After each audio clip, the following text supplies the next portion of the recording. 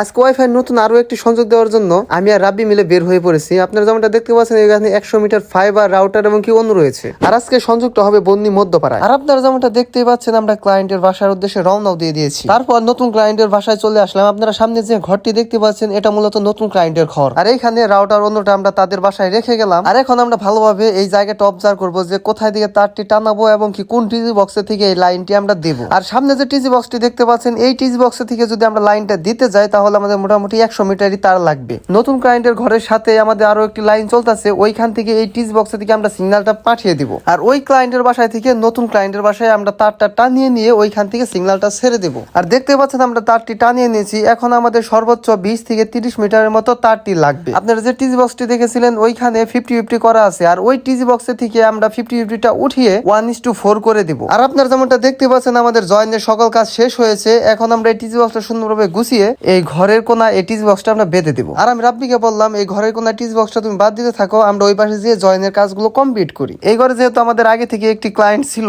যার জন্য একটি করে প্যাসকোডের সাথে জয়েন দেওয়া রয়েছে। আর আরেকটি করে যেহেতু ফ্রি রয়েছে এই করে আমরা সিগন্যালটা পাঠিয়ে দিয়েছি। আর এইখান থেকে জয়েনটা কমপ্লিট করে আমরা নতুন ফাইবারের সংযোগটা দিয়ে দিব নতুন ক্লায়েন্টের বাসায়। আর আপনারা যেমনটা দেখতে পাচ্ছেন এই পাশে আমাদের জয়েনের কাজও কমপ্লিট হয়ে গেছে। তারপরে নতুন ক্লায়েন্টের বাসায় এসে আমরা প্যাসকোডটা জয়েন দেওয়ার পরে এখানে দেখতে পাচ্ছেন সিগন্যাল রয়েছে -23। তারপরে আইপিটি ক্রিয়েট করে রাউটারটি সেট আপ করে আমি fast.com এ যে স্পিডটা চেক করছি। আর আপনারা যেমনটা দেখতেই পাচ্ছেন 20 থেকে 25 MB পর্যন্ত যাচ্ছে।